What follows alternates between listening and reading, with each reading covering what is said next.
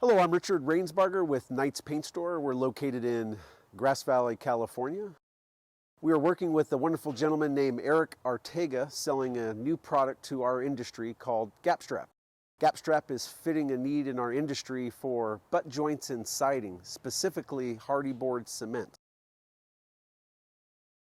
Traditionally, we caulk the gaps of the butt joints only to find out as the home moves, the siding moves, the caulking fails, and we're touching up the same location that we just fixed. How long that possibly takes, that could be 6 months, 6 years, it's hard to determine. But what we do know is the GapStrap fixes our problem. Where we have a big problem is where two pieces of siding, specifically Hardie board, comes together in a butt joint.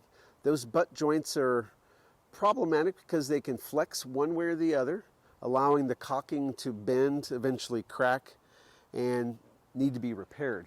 In the paint industry, that's a big time problem because touching up and re-caulking siding every other year, or how often that takes to fail, requires a painter to come out there, cut out the old caulking, put in the new caulking, and then do touch-up.